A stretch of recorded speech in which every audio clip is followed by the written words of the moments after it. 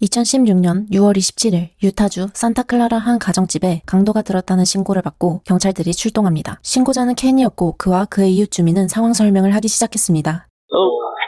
I came home from work. I left at 3:30 this morning to go to work. I come home about 2:30 today. Pulled into the garage, took a shower, went to the pool, came back into the house. I noticed that my wife's stuff is missing.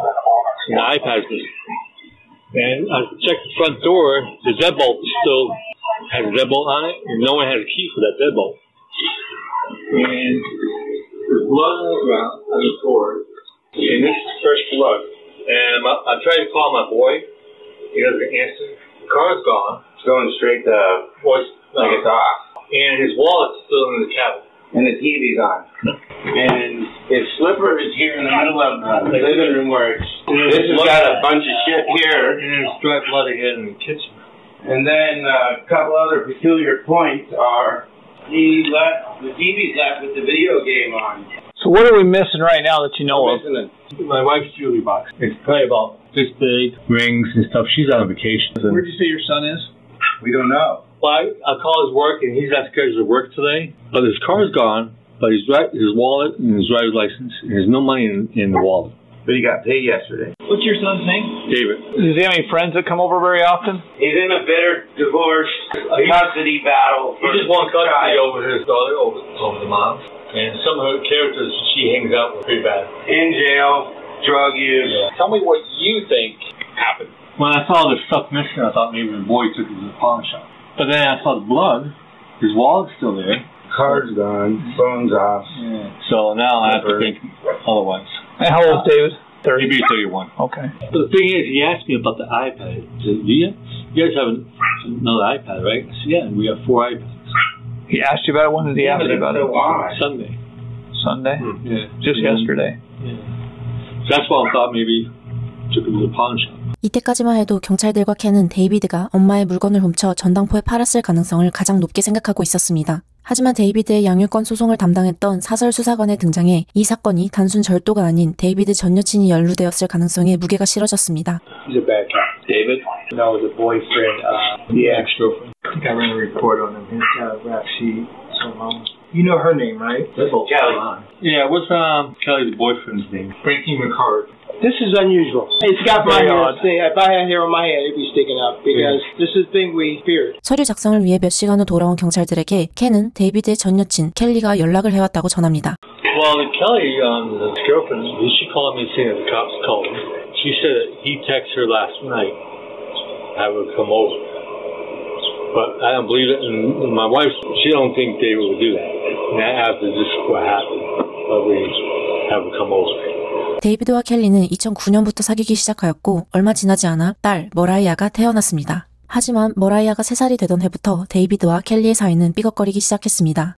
다음날 켄의 집을 재방문한 경찰들은 여행에서 돌아온 켄의 아내 데비를 만날 수 있었고 켄은 의자에서 발견한 전선과 차고에서 발견된 긴 머리카락들을 경찰들에게 건넸습니다. 켄의 부모님은 데이비드가 오늘 오후 4시에 출근이라고 경찰들에게 알려주었고 지난 3년간 단 한 번도 결근을 하지 않았기 때문에 오늘 일에 나타나지 않는다면 무슨 일이 벌어진 것이 확실하다며 손녀 머라이아와 항상 영상통화를 하던 아들의 묘연한 행방에 크게 걱정을 하였습니다. 절도 신고 당일 켄이 출근하기 전까지만 해도 없던 차고의 혈흔에 대해 경찰들이 살펴보던 중 가족같이 가깝던 이웃 주민의 예상 시나리오는 모두의 간담을 서늘하게 만들었습니다. Contemplating that he opens the door to let her in, then you got this crazy freak Hollywood guy that's standing around the corner, bum rush the door. This was in the middle of the night, correct? It would have had to have been after 3:35. Was he here when you left for work in the morning? Yeah, because the car was here. 강도 사건은 실종 사건으로 전환되었고 경찰들은 빠르게 행동에 나섰습니다. 데이비드의 집에서 큰 도로로 나가려면 파란색 화살표로 표시된 도로 두 방향 중 한 곳으로는 무조건 지나가야 했기 때문에 경찰들은 그 도로를 비추고 있는 CCTV를 살피기 시작했습니다.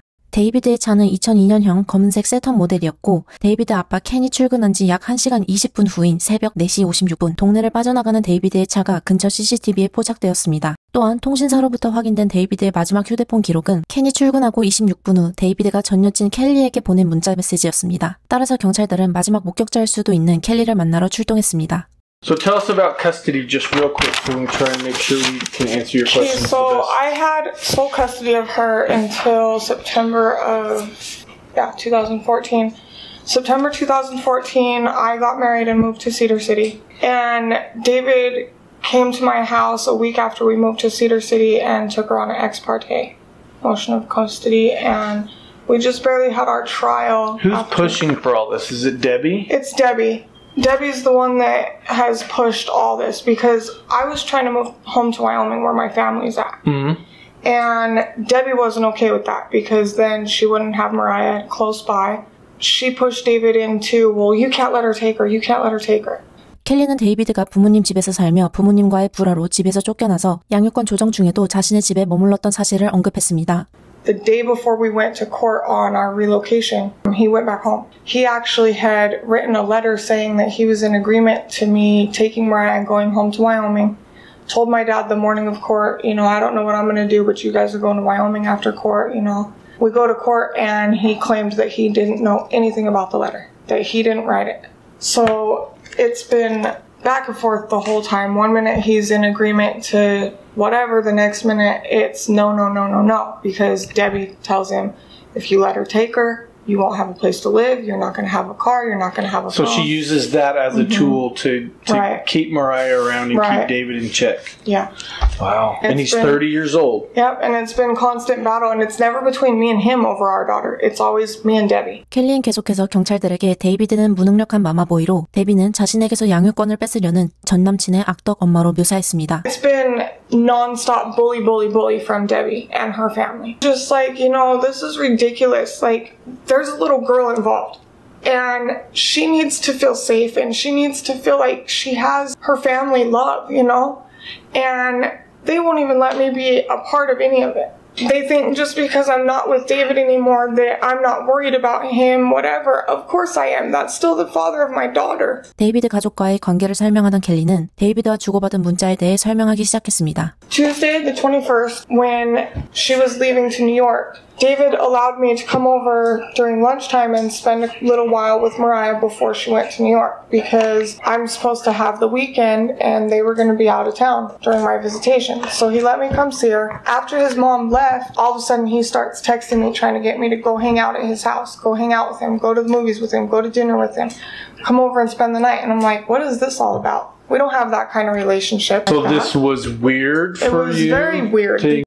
He was texting my phone at like 3:30 in the morning, telling me that his dad went to work, showed me pictures of his dad's bedroom with his dad not in it, garage empty, and was trying to get me to go over there. In your mind, why would he do that? I don't know. I was like, what the heck? Like, I was half asleep and I texted him back and said, good.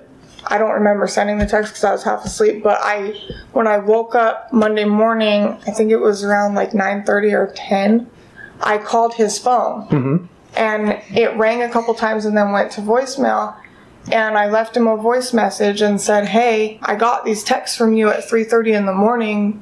What the heck is that about?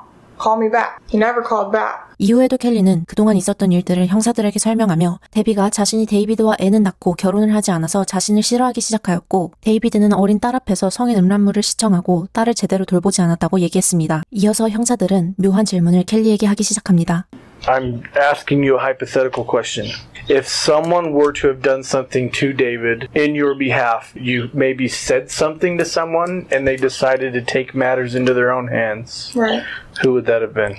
Honestly, I have no idea. Do you have like a boyfriend that you don't really want that follows you around? Absolutely not. Do you have a stalker? Legally married. A creepy stalker? Somebody not that I know of. who you would say something to that he would be like, hey, I'm going to help her out and help her get her kid back? No, I don't. Someone made mention that you maybe were at his house banging on the window. No. That night. I was not at his house banging on the windows. 이윽고 형사들은 데이비드 차량에 달려있던 위치 추적 정보를 확보했고 실종 첫날 새벽 4시 56분 집 근처 CCTV에 포착된 이후 2시간가량 후 유타주 아래에 있는 애리조나주 사막 한복판에서 두 번의 신호가 잡혔습니다. 이 두 지점은 데이비드의 집에서부터 각각 차로 50분과 40분 정도가 걸리는 황량한 사막이었습니다. 형사들은 곧장 신호가 잡힌 곳으로 출동했지만 끝없이 펼쳐진 사막에서 데이비드의 그 어떤 흔적도 발견할 수 없었습니다. 그로부터 며칠 후 7월 1일 데이비드의 차가 비버댐에서 발견됐다는 전화가 경찰서로 걸려왔습니다. 몇몇의 예상과 다르게 데이비드는 차에서 발견되지 않았고 트렁크에서는 데이비드의 옷가지들과 9mm의 탄창이 있었습니다. 데이비드가 총에 맞았을 상황을 고려하여 주변 수색을 하였으나 역시나 수확은 없었습니다. 수사가 난항을 겪던 와중 데비에게 누군가가 켈리와 그녀의 남자친구 프랭키가 데이비드의 실종과 연관이 있다는 제보 메시지를 보냈고 형사들은 그 메시지 중 대중들에게 공개되지 않았던 수사 내용이 있는 것을 발견하고 켈리와 프랭키에 대한 심층 수사에 돌입하였습니다. 제보 메시지들을 근거로 형사들은 켈리의 휴대폰을 압수할 수 있었고 금세 몇 개의 문자들이 지워져 있다는 것을 알아낼 수 있었습니다. 켈리가 숨기는 게 있다고 느낀 형사들은 켈리를 서로 소환하였습니다. You made mention that yours and he relationship is not a romantic. Is that that's 프랭크와 켈리가 무슨 사이인 건지 묻는 형사들의 질문에 켈리는 한때 잠자리를 갖긴 하였으나 남자친구감으로는 아니어서 친한 친구로만 지내는 사이라고 설명했습니다. 켈리가 딸을 보러 데이비드의 집에 갈 때 프랭크가 종종 데려다 주었고 고민 상담도 하지만 주변 사람들이 자신을 프랭크의 여자친구로 아는 것에 대해 질색팔색을 하며 프랭크와 선을 그었습니다. So would it be safe to say that Frank probably has somewhat of a little obsession with you? I'm sure he has feelings towards me. I wouldn't call it an obsession, but... And he gets physically upset when he sees that you're bothered or that you're... If he sees me crying or, frustrated because of things that have happened at visits or whatever... It angers him. He gets kind of frustrated. It bothers him that I'm hurting. 켈리는 계속해서 프랭크가 자신이 양육권 때문에 힘들어할 때 같이 힘들어해준 진실된 친구로 설명하며 화제를 전환해 자신이 얼마나 데비 때문에 힘들었는지에 대해 설명했습니다. 하지만 형사들은 다시 화제를 데이비드 실종에 되돌려 켈리의 핸드폰에서 지워진 문자들에 대해 추궁하기 시작했습니다. You didn't delete any text messages on your phone? No. There was nothing deleted. I didn't talk to him for the remainder of the day, and then all of a sudden I think he texted, I don't know what time it was, but he texted me later that evening and was like, are you okay now? So he started the conversation back up? He started the conversation back up, was trying to get me to go to his house again. What makes me think that there were some messages deleted? Because all of a sudden he says, okay, you'll be here, I'll see you at 3:20. Because there were, you guys had talked that you would be there at 3:20, but it doesn't. No, we never talked about me being there at 3:20. On Saturday when there wasn't any messages on Saturday that said that. No, I know, but on Saturday when we were talking about me going over there, I had asked him at one point what time his dad goes to work. He said 3 I don't remember what day it was, but I had asked him what time his dad goes to work, and that's why he said, so you'll be here at 3:20. He was assuming because I asked him what time his dad went to work that I was going to show up there. I mean, so far as to ask for proof that he wasn't there. He sent those pictures to you. Yeah, I didn't ask him for those pictures on Sunday though. I had asked him for proof on Saturday when I was telling him I'm on my way there. Prove to me that he's not there. 켈리는 데이비드가 자신이 하는 질문에 제때 대답을 안 해서 생긴 오해라고 변명을 하며 아빠가 출근했다는 걸 자신이 어떻게 증명하면 되겠냐는 데이비드의 질문에 And I said, I don't know, go take a picture of his car not in the driveway or something. I don't know. And then all of a sudden Sunday he sends me. You asked specifically to take a picture of the garage. And you asked specifically to take a picture. I don't remember what specifically I said to him, but I had said that was on Saturday that I said that to him. You guys are having those conversations.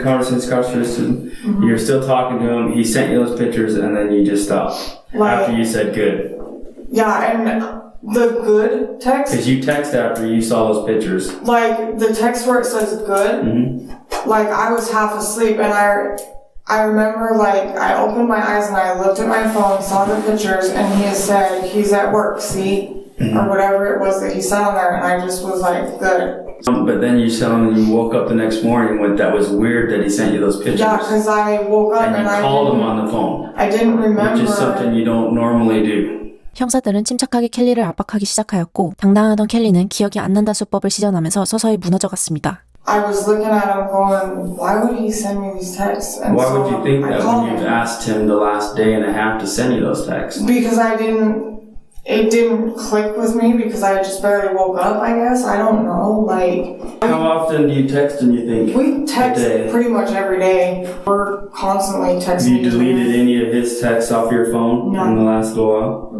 In court, they have recording systems in the courts, so everything that people say in the courts are heard. Right. After the judge gave the ruling, he tells you he'll fix this. Why do you think he said that? 켈리는 프랭크가 자신만큼이나 데이비드가 양육권을 가져간 사실에 화가 나서 한 말일 뿐이라고 잘 기억나지 않는다고 말하면서 프랭크를 감쌌습니다. 여태까지 침착하게 듣던 형사들이 본격적으로 압박 수사를 시작하며 켈리가 뻔뻔하게 감추고 있던 사실을 털어놓게 만듭니다. This is what I think. He wants you to be happy. Obviously, having your daughter will make you happy. That's engrossed your entire life for the last almost 2 years. He's with you in the court, trying to help you get that taken care of, doing everything he can. He's driving you back. I think he found out that he was home alone, which isn't normal. 켈리는 프랭크가 데이비드가 집에 혼자인 것을 알았을 리가 없다고 또 한 번 감쌌으나 형사들의 귀신 같은 족은 속일 수 없었습니다. Well, that's the key with you. I think somehow you let him know, whether you meant to or not meant to, let him know that David's home alone that night. He was upset that you were going to go over to his house and maybe thinking you're going to start another relationship with this guy who just stole your daughter from you, and he's going to teach him a lesson, and things went south from there. Honestly, I think you know that that's what happened in your heart. Whether or not you're willing to say that or not, I think you know that. And I think you're not willing to tell us that. We will find that out. This is the time that you need to come clean and tell us, because if you don't, after this, your daughter is gone. You will never see her again. You understand that, right? 켈리의 내적 갈등이 시작되었고 형사들은 모든 것을 알아내는 것은 시간 문제라며 잠시 고민할 시간을 주었습니다. You said Frankie and you guys communicate all the time. You're constantly texting at least every day, right? In your phone and under Frankie, Sunday morning at 1:44 a.m. you sent him a message, and then after that there hasn't been a message in this phone until yesterday at 10:13 a.m. So that's almost an entire week you went without even sending him a message, not one time. I don't know why they're not on my phone, because... So that's what I'm talking about. You understand that we're going to send this to the crime lab. Right. That crime lab will pull open anything on the phone. They'll pull any deleted messages, anything like that, to get all the records from Verizon, everything like that. So we'll have anything deleted, anything received, right? Any voicemails, pictures, all that stuff. Everything will have that stuff. 단 한 통의 문자도 지운 적 없다던 켈리는 갑자기 문자 어플이 가끔 대화 내용을 자기 맘대로 지운다고 하면서 문자를 찾고 싶을 때 찾아봐도 없는 일이 종종 있다는 마지막 발악을 했습니다. 형사들은 그런 밑도 끝도 없는 변명을 듣다 못해 단도직입적으로 몰아붙이기 시작했습니다. Did you tell Frank that Dave's alone at home? I don't think I ever told him that, like... This isn't a time for. This isn't a time. This is the time to be sure. No, I You understand what's at stake here. I You do understand. There's someone's life that's probably been taken. I do understand. You understand that. And it's the father of your child. I know. I understand this is a serious thing, and I'm. So we're toying with in our head. Either you had something to do with it and had knowledge of it, or this rogue crazy boyfriend of yours went and did it on his own. Either way, you know what happened, Kelly. You do. I just don't know what battle you're fighting inside that you think you can't tell us what's going on. If you're worried about being in trouble, we can get through that. Again, like we said, the county attorney's here. He's listening. If there's something you'd like to say to him, you can say that. We're welcome. I don't know what you're fighting with. But whatever it is, it needs to end now. Because if we find out later, or we crack this a different way, no one's going to work with you. It's done. No one's going to work with you anymore. Your child's gone. That's it. They're going to be with Debbie and Ken for the rest of her life, and you won't have that opportunity to have your daughter. And this has got to be eating you up. This isn't you. A bad choice was made. A really bad choice was made. But guess what? It wasn't your idea, and we know that. What happened to David? 한참의 설득 끝에 켈리는 눈물을 터뜨렸고 사실을 털어놓기 시작했습니다. I don't know where he took him. You don't know where Frank took him? Was he just supposed to scare him when he went there? And then it got out of hand? He was supposed to scare me into letting me have my daughter back. 그날의 일은 앞서 이웃 주민이 상상한 시나리오와 소름 돋게 일치했습니다. 새벽 4시쯤 프랭크와 켈리가 데이비드 집에 도착했고 켈리가 문을 두드리는 동안 프랭크가 구석에 서 있다가 데이비드가 문을 열자마자 프랭크가 켈리를 옆으로 밀치고 데이비드를 덮쳤다고 말했습니다. 처음엔 데이비드가 반항했지만 프랭크에게 여러 번 가격당한 데이비드가 결박당한 채로 머리에 베개 커버를 쓴 채 뒷좌석에 탔다고 했습니다. 차를 타고 얼마 지나지 않아 프랭크가 자기를 고속도로 출구에서 내리게 했기 때문에 그 이유는 모른다고 했습니다. 그래서 자신은 룸메이트인 태미에게 연락해서 데리러 와달라고 했고 프랭크가 데이비드를 어디로 데려갔는지 모른다고 했습니다. 켈리는 자신과 태미가 프랭키가 무슨 계획이 있었는지 몰랐고 그 후엔 룸메이트 태미의 생일을 맞이하여 애리조나주 왼쪽에 위치한 네바다주의 메스킷이라는 도시의 카지노로 향했다는 놀라운 이야기를 하였습니다. 그리고 카지노로 가는 길에 프랭키로부터 연락이 와서 그를 비버댐에서 태웠다고 덧붙였습니다. 켈리는 바로 수검되었고 형사들은 빠르게 프랭크를 체포하러 나섰습니다. Finger, man! I'm sorry. I'm sorry. Yeah! Squeezing my finger, man! Sorry, sir. I'll take it off. I'm sorry. 프랜시스 메카드는 데이비드나 켈리와 무려 띠띠 동갑 차이인 55세 백인 남성이었습니다. 그는 마약을 복용하고 판매한 전과가 다수 있는 악명 높은 인물이었습니다. 집에서 갑작스럽게 체포된 그는 수사에 매우 비협조적으로 임했습니다. Tell us about the incident with David, you and Kelly. I got no incident. I've been sleeping for a year and a half, dude. I had a heart attack. I got heart disease. I got diabetes. My feet hurt. My shoulder hurts. Like, dude, I'm a broke down unit, dude. So Tammy didn't drive you and Kelly over to David Heisler's house early Monday morning. I told you I was at home Saturday and Sunday morning. Tammy has already told us. We already know that you didn't drive, that Tammy drove you and Kelly to David Heisler's house. In fact, you guys went there the night before, and then you had a bad feeling, so you guys turned around and went home. I don't have no conflict with nobody, dude. 형사들은 이미 많은 증거들과 자백들이 있다며 프랭크가 수사에 협조하도록 유도했습니다. 또한 계속해서 비협조적으로 나온다면 지금까지의 증거들과 앞으로 밝혀질 사실들로 충분히 연방 감옥에서 평생 있게 할 수 있다며 잘 생각하라고 겁도 주었습니다. 한참을 주저하던 그는 켈리를 내려준 후에 무슨 일이 있었는지에 대해 조금씩 입을 열기 시작했습니다. 그의 설명에 따르면 프랭크와 켈리는 데이비드를 결박하여 뒷자리에 태우고 애리조나주로 향했습니다. 유타에서 애리조나로 넘어가는 도로 출구에서 프랭크가 켈리를 내리게 했고 데이비드를 태운 프랭크는 비포장 도로로 진입해서 흙길을 한참 달려 위치 추적기가 6시 42분에 신호를 보낸 곳보다 더 남쪽에 차를 세웠습니다. 프랭크는 나무 한 그루가 동떨어져 있는 곳에 데이비드를 내려주었다고 했고 머리에 씌웠던 베개 커버도 벗겨주었고 결박했던 끈들도 모두 풀어주었으며 자신이 차를 돌려갈 때 데이비드가 별 반응이 없었다고 주장했습니다. So would you think that if you drop somebody off on a road without a pillowcase on, without something tied around his hands, without, they should be able to get back, no problem. Okay, David never made it back. I don't know. No, he didn't. Never made it back. So who's responsible for him if they would have dropped him off? I guess I would be. Yeah, right? You would be. He was alive when I left him. So what did you think when you saw those flyers come up? David Heisler was missing. Everything goes in my head. Like what? Oh fuck! I made a mistake.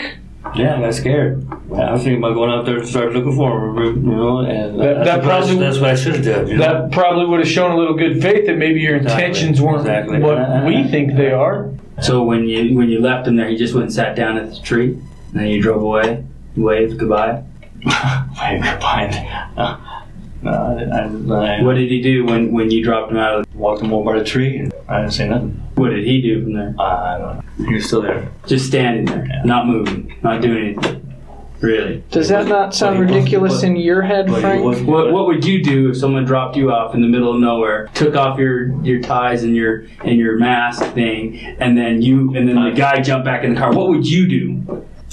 You would just sit there and wait and hope that he doesn't turn back around? Or would you freaking hightail it out and run out? Okay, so quit bullshitting us then, because you know exactly what he would have done if that's what would have happened. It's not even common sense. It's not even, seriously. The guy's scared out of his life, and he's just going to sit there and watch you drive away and just not do anything and just sit there and watch it? Really? 프랭크는 신문 내내 말을 수차례 바꿨고 데이비드의 시신이 발견되면서 그가 데이비드를 아무 결박 없이 도로에 내려주기만 했다는 진술은 거짓으로 드러났습니다. 데이비드가 실종된 지 약 2달 후 8월 18일 한 지질학자에 의해 데이비드의 시신이 사막 한가운데서 우연히 발견되었습니다. 그의 시신이 발견된 곳에서 6.6km, 도보로 약 1시간 20분 소요된 곳에서 프랭크가 말했던 나무 한 그루가 있었고 그 나무에는 데이비드를 결박할 때 쓰였을 끈들과 집타이들이 여전히 걸려 있었습니다. 나무 주변에는 데이비드의 머리에 씌워져 있었을 베개 커버 또한 나뒹굴고 있었습니다. 그의 시신을 분석한 법의학자들은 그가 6월 27일 새벽에 실종된 이후로 약 3일간 살아있다가 6월 30일에 저체온증과 탈수로 사망했을 것으로 추정했습니다. 신발을 신을 겨를도 없이 끌려간 데이비드는 40도가 넘는 뜨거운 사막 한가운데서 자신의 딸 머라이아를 생각하며 걷고 또 걸었을 것입니다. 데이비드가 사망한 지점이 차들이 다니는 큰 길을 고작 180m 남겨뒀다는 사실에 경찰들은 그의 죽음을 더욱 안타까워했습니다. 데이비드가 생존을 위해 발악하는 동안 프랭크는 왔던 길을 되짚어 올라갔고 데이비드의 차량이 발견된 비버댐에 차를 버리고 카지노로 향하던 켈리와 태미에게 연락을 하여 셋은 함께 네바다주 메스킷에 있는 버진 리버 카지노로 향했습니다. 카지노 CCTV에 포착된 프랭크는 장발이었으나 10분 뒤 그는 머리를 모두 민 채 카지노를 빠져나갔습니다. 프랭크, 켈리, 태미의 휴대폰들 모두 디지털 포렌식 분석이 요청되었고 켈리의 휴대폰에서는 양육권을 가진 부모가 실종되었을 때 양육권이 어떻게 되는지를 검색한 기록이 발견되었고 켈리, 프랭크, 태미가 주고받은 문자들에서 그들의 치밀한 계획이 세상에 드러났습니다. 3년간의 긴 공방 끝에 프랭크는 2급 살인죄, 2급 납치죄, 절도죄로 기소되었고 유죄임을 인정하여 75년형을 선고받았고 켈리는 특수살인죄, 특수납치죄, 절도죄로 기소되어 35년형을 선고받아 현재 연방감옥에 수감 중입니다. 태미도 공범으로 기소되어 최대 15년형을 선고받았으나 현재 가석방이 되었을 것으로 추정되며 공식적인 그녀의 행적은 밝혀지지 않았습니다. 데이비드가 딸을 성적으로 학대하고 양육권을 갖기에 부적격하다던 켈리와 프랭크의 진술들은 거짓으로 드러났고 오히려 그 밤내인 켈리의 부적격함이 탄로났습니다. 머라이아 앞에서 약을 하고 머라이아에게 욕을 하고 방치한 것은 켈리였으며 사건 당시 7살이었던 머라이아는 엄마를 다시는 보고 싶지도 용서할 수도 없다며 자신에게서 너무나도 소중한 아빠를 뺏어간 엄마를 원망했습니다. 데이비드의 안타까운 죽음을 추모하기 위해 많은 기금들이 모였고 그의 추모식에는 많은 사람들이 참석하여 함께 슬퍼하였습니다. 데이비드를 그리워하고 사랑하는 많은 이들이 모여 그 마음들이 그에게 닿기를 바라며 하늘색 풍선을 하늘에 날렸습니다. 몇 년간의 양육권 공방과 황량한 사막에서 3일간 고통 속에서 몸부림쳤을 데이비드가 하늘에선 조금이나마 편히 쉬길 바라며 오늘의 영상을 마칩니다.